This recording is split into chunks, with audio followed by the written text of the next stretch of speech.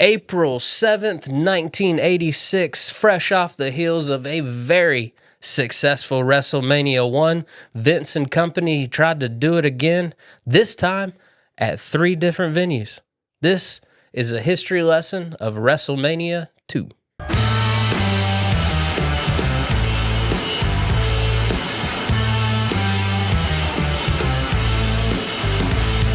You said 3 different venues. 3 different venues. This fool saw how successful WrestleMania was. So instead of one place, he had 4 matches in 3 spots. So they'd do one spot, move to the next spot, move to the next spot. I see the overall vision, but for the time, again, leave it to Vince McMahon to try and do something no one's ever done before. And Your second time out. Your second time out. I mean, in theory, it sounds like it could be right a good idea. Right.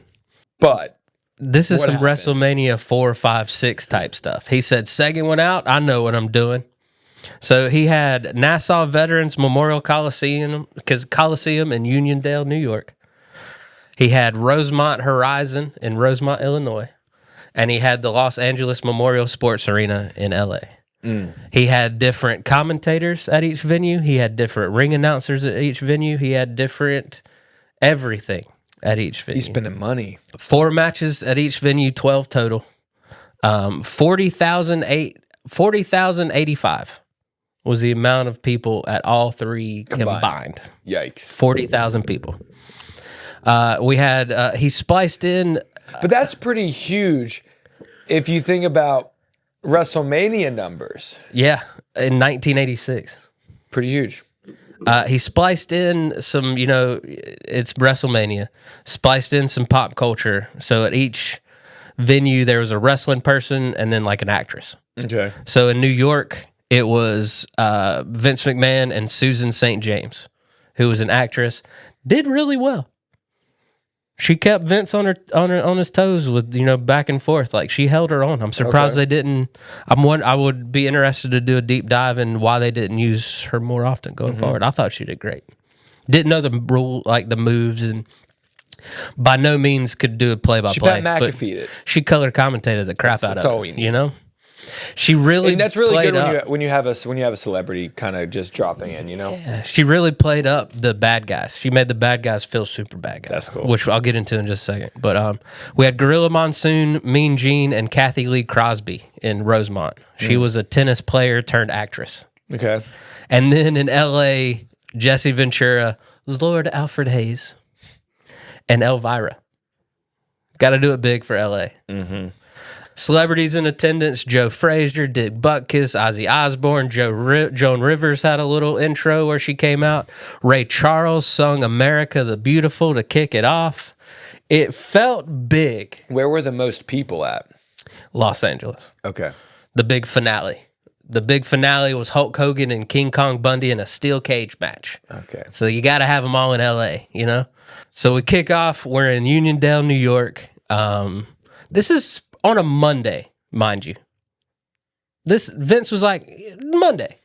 We'll do a Monday. A WrestleMania Monday. He got a good deal. He did. Well, he was doing 3 venues. He had to get that Monday rate. He got that Monday rate, dude. A Monday rate on 3 venues is a weekend rate at 1 venue. All right, best I could do was a Monday. All right? That's still good attendance for a Monday, though. Right. The taglines of this: the premier sporting event of the year. And what the world has come to. Get it, too? Ah, I see. It's not the Colossal Tossle. No, it's not the Colossal Tossle. That's what WrestleMania was going to be called, correct? Yeah. The Colossal Tossle. Oh, man. They need to bring in a character named the Colossal Tossle. Oh, for sure. Yeah. Just to honor that. Well, I'm surprised they didn't. You remember when TNA was first getting off the ground and everything they did was like a shot to Vince? Yeah. Like the Voodoo Kin Mafia, Vincent Kennedy McMahon, Come on. I mean, it's nothing like WCW, WWF would trade blows. Like Vincent being Virgil's name when he went over there. Like, oh my God. It was so petty. So petty. So yeah, they did a Monday. So 4 matches on each. They start off in New York First match, Paul Orndorff versus the magnificent Morocco with Mr. Fuji.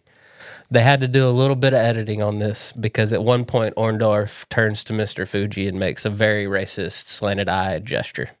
So, of course, they've had to cut that out. Weird promo voiceover. Like, so this thing, I watched it the other day just to be like, I don't think I've ever watched it from start to finish. I've always watched some of the matches. I've watched that steel cage match a bunch of times. It was on Hulk Hogan's every compilation DVD he ever had, VHS, whatever. That was that match. You know, WrestleMania 2, he defeated King Kong Bundy in a steel cage match. How could he overcome the odds? It felt big. And then it started. And the first match, you got Orndorff and Morocco in there. And then out of nowhere, the two have a weird promo battle. Not what we're seeing. Just voiceover the match of them getting ready in the ring. They don't show, you know how old school they used a picture window would come up and there would be them backstage. You'd be like, you're going to get it when I see you in the... No picture. Just Paul Orndorff pulling up his trunks, Morocco taking his jacket off, and you don't know who's what. And they're just be like, when I see you this Monday at WrestleMania, I'm going to put you in the hold of your life. Just random promo out of nowhere. Like, I had to check to see if, like, the audio was... I was like, what did I start something and not... Yeah. Very weird to kick it off. Was it technical difficulty, maybe? I don't think so, because they seem to do it on a few of the matches. It was a brand choice. They made a bold decision. Yeah. Both men got their shots in, double count out at 4 minutes and 10 seconds. So you're going to see a theme. Yeah, they got 12 matches in. Mm-hmm. Yep. Next up, Macho Man Randy Savage. He was the IC champ going against George the Animal Steel. This was a fun storyline because this is when they were leaning heavily in the Macho Man being too controlling of Miss Elizabeth kind of thing. And George's Animal Steel was the lovable idiot that wanted to save her. And so this is where I was talking about Susan St. James really played up. Like, anytime Macho Man would, like, cut a look at Miss Elizabeth or, like, grab her and move her somewhere, she would be like, I don't think he should be treating her like that. Like, she played it up so well to where you were like, yeah, I'm a Macho Man fan for life, and I was getting on this lady's side, like, why is he treating Miss Elizabeth like that? So it added a little bit to the match. Again, Macho won pinfall 5 minutes and 10 seconds in, which I got to add, the 5-minute matches back then seem way longer. Yeah. Why do they seem like 20-minute matches when 5 minutes now you get nothing? It's because they actually move around a little bit, you know, and it's not as much showboating back then. It was more just they moved slower. Yeah. But it did feel like they were actually like wrestling longer. It did, like, because the 4-minute count out, to be honest with you, I caught myself being like, thank God that's over. Right. Like, what a long match. Because they did a lot of posturing. They did a lot of playing up to the crowd. Exactly. They didn't do a lot of actual wrestling. Right. A lot of it was just playing up to the crowd back then. I think that's why Hogan worked so well with because that's all. That was half the match. Yep. Macho Man won that. Eventually, these two would continue feuding. Eventually, they would have a match for Miss Elizabeth's managerial services, which Macho would still win. So they did a good. It seems like reading up on the aftermath of this, they did a good job of keeping Macho Man and George Animal Steel's feud refreshing. Mm-hmm. But Macho always won. Yeah, George never had. And Macho Man is a big brand. You know?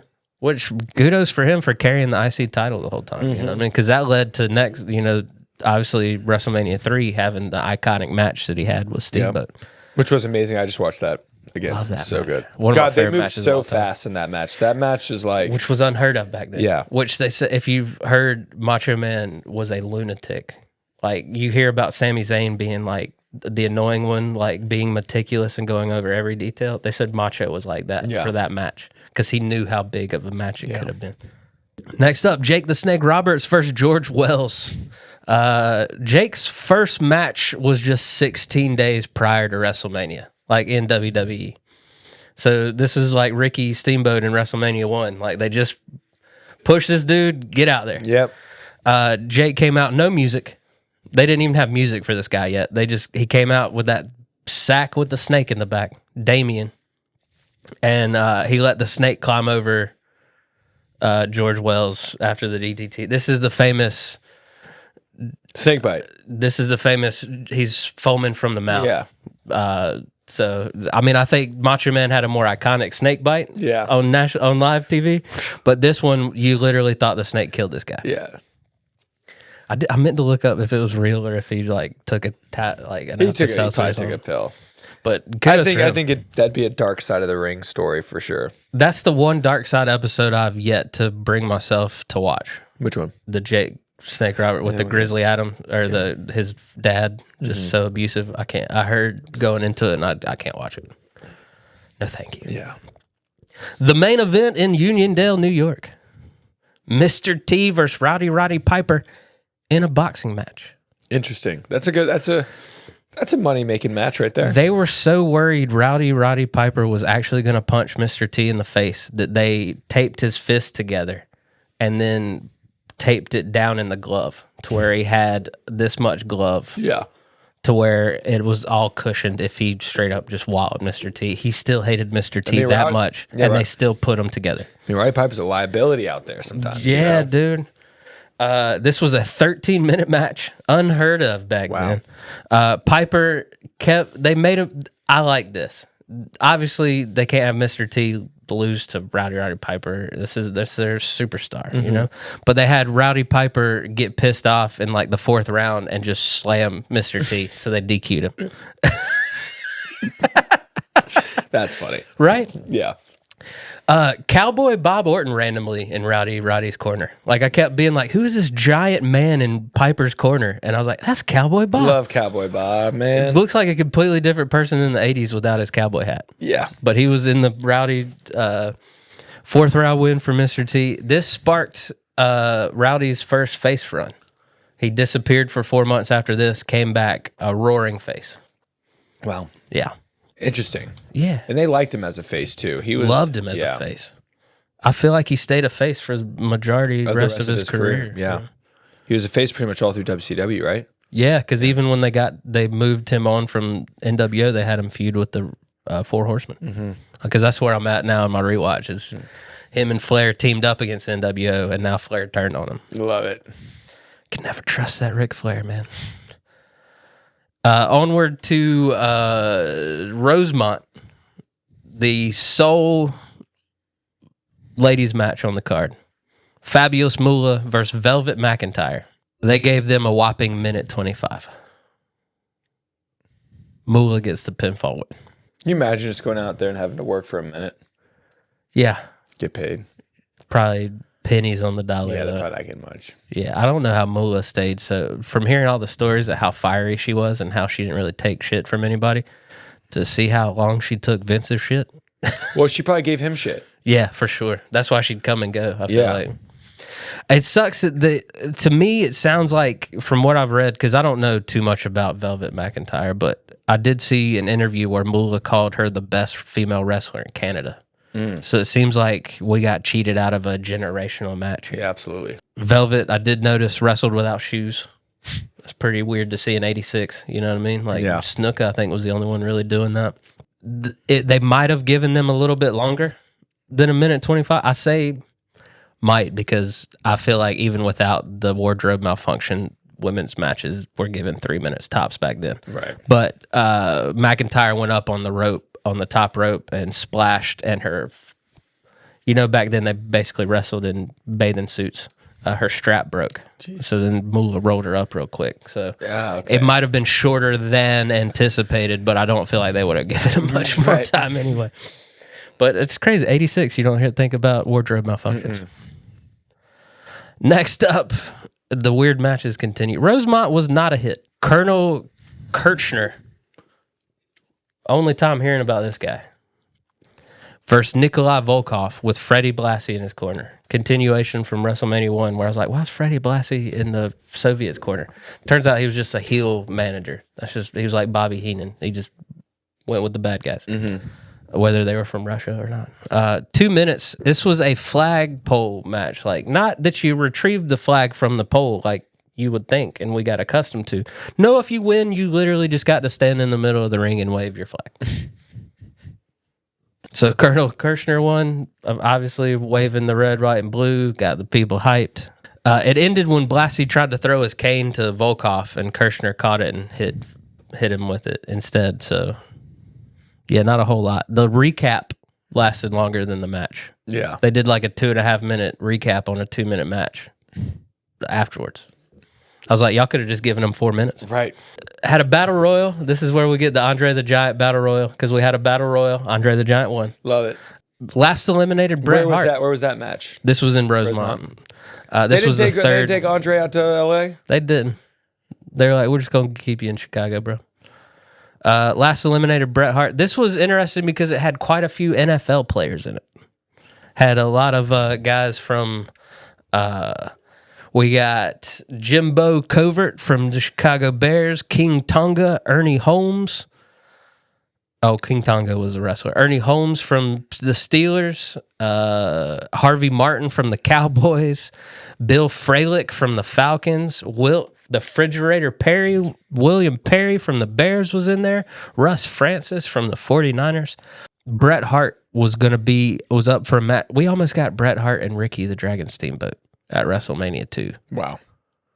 Vince couldn't decide which one to push in that match, so he put Bret in the Battle Royal to last get eliminated by Andre and gave Ricky somebody else. Wow. But we got robbed from Ricky. We could have had Bret Hart versus Ricky the Dragon Steamboat. WrestleMania. It could have salvaged WrestleMania too. Yeah, totally. Andre the Giant won 9 minutes. Whole Battle Royal in 9 minutes. Efficient. Very. Next up, the widely considered the best match of the night. The British Bulldogs defeated the Dream Team for the Tag Team Championship. The Bulldog, Davey Boy Smith, and the Dynamite Kid. Just went back and rewatched it. If you haven't checked out Dark Side of the Ring, Dynamite Kid, please do. Dude was a lunatic, but he really opened the door for small wrestlers. Really broke his body. He was in a wheelchair by 40. Wow. He broke his body so much. He messed up his back, and he had too much scar tissue in his back to operate. So he was just in a wheelchair. Wow. It's crazy, man. But they beat the Dream Team, which obviously Brutus and Barber Beefcake, Greg Valentine. Love those two together. I mean, that is the Dream Team if you watched 80s and 90s wrestling. So then we move on to L.A. Then we get Ricky Steamboat versus Hercules Hernandez in a whopping 7-minute match. Ricky gets the pinfall win. Still bummed that should have been Bret Hart. Yeah. Give them 20 minutes at WrestleMania 2. Come on. Let's go. Adrian Adonis with Jimmy Hart beat Uncle Elmer in a 3-minute match. Pinfall win for Adonis. They really just pushed Adrian Adonis as this monster heel because he actually is the first person that feuded with Rowdy when he came back as a face. Yeah. So really, he had his talk show called The Flower Shop. And he took over the Piper's Pit. So when Piper came back, he's like, "This is I have the talk show. What are we doing here?" Next up, Terry and Hoss Funk with Jimmy Hart defeated Tito Santana and the Junkyard Dog. What a random tag team. Those are the matches where you're like, why? Why did they put these two together? Right. Poor Tito Santana. I feel like he just got partnered with random people because Rick the Model Martel came out not too long, and they're like, yeah, y'all tour together. And then you get the main event, the 11-minute banger of a match, Hulk Hogan climbing over the cage to beat King Kong Bundy. Bobby Heenan was in King Kong Bundy's corner. Did the crowd love it? The crowd loved it, man. He could have done a million more, and they would have lost their mind. Can you imagine being at one of the other arenas while the main event's going on? At just watching it. I hope you got to watch it. That would be crazy. Yeah, especially if all the other matches were, 4 minutes in your arena? Yeah. That's crazy. Yeah. So tell me, how did it all work out for them? So it's one of those things. So this is really when people started to realize card don't matter. Because hard to find a classic match on this. Like I said, the tag match, the Bulldogs and the Dream Team were widely considered by everyone to be the only okay match. Still brought in $5 million, which in 1986, are you kidding me?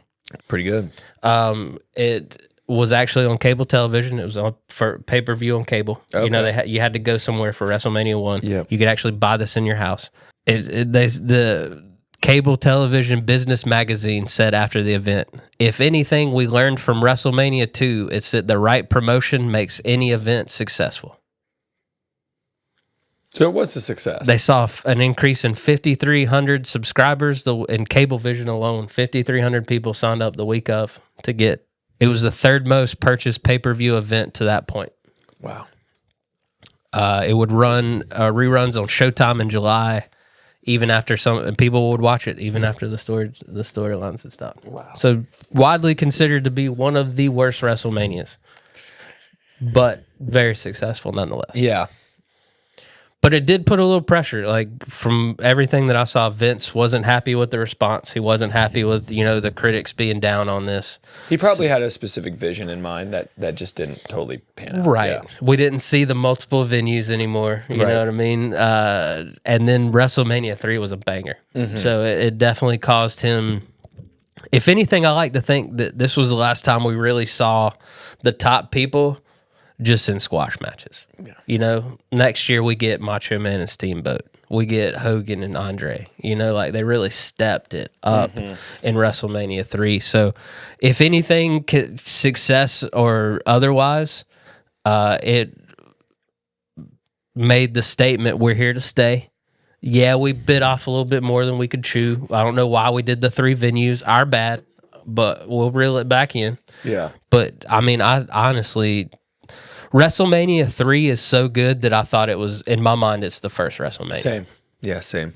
Because, I mean, you finally got rid of the squash matches, and you got Harley Race against Junkyard Dog. The Dream Team and the Rougeau brothers, Roddy and Adonis, WrestleMania found its real meaning at WrestleMania 3, about it being about moments. Yeah.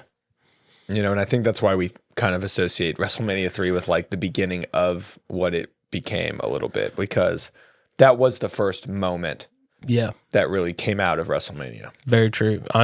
Because to me, WrestleMania started when Hogan slammed Andre. You know what I mean? Just all those camera flashes going off, Hogan picking up Andre. Yep. I had to rent that video from the local store. WrestleMania 3 is great. I went back and watched it the other day, and it was great. Yeah, well, we'll talk about it next after Let's do WrestleMania calms down. Let's do it. Well, thank y'all so much for checking out our history lesson on WrestleMania 2. I enjoyed doing these, so thank y'all for listening to our stupid deep dive. History lessons out here. Right. I'm trying to educate. But hit that subscribe button. We got so much great stuff coming your way from the Spandex StandUps. We'll see y'all next time.